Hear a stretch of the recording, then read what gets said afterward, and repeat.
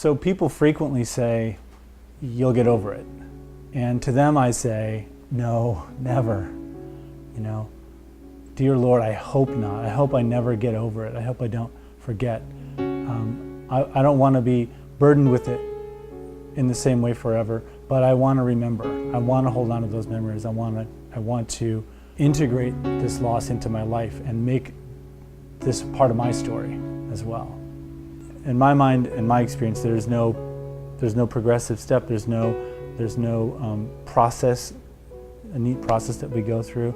I think when we're dealing with loss of any kind, there's heartbreak, there's sadness, there's joy, there are bits of hope that come, but ultimately we just have to be honest with ourselves. We have to be honest about the ups and the downs.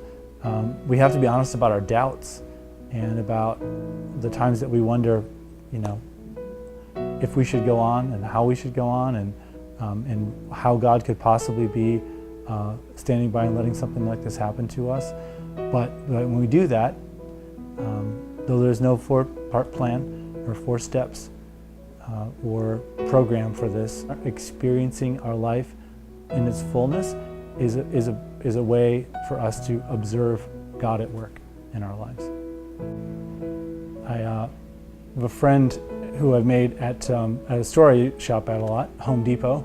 I usually go in there about once a week, and my daughters and I have gotten to know a really nice lady there. And we see her maybe once a month or so. Here's a work schedule, coincides with our shopping there.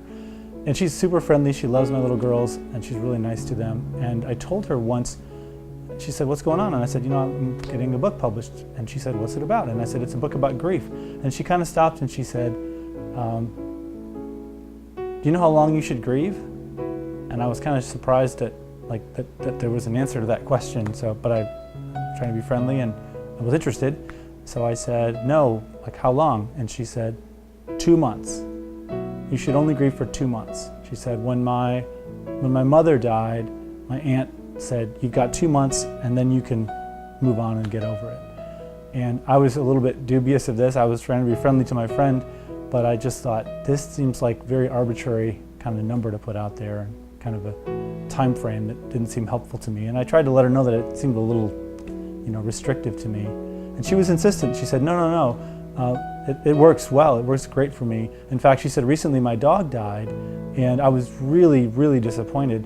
And I grieved that dog for 2 months, and then I was over it. And she kind of said as an aside afterward, kind of a parenthetical little thing, I got another dog, the same breed, just like it, and gave it the same name.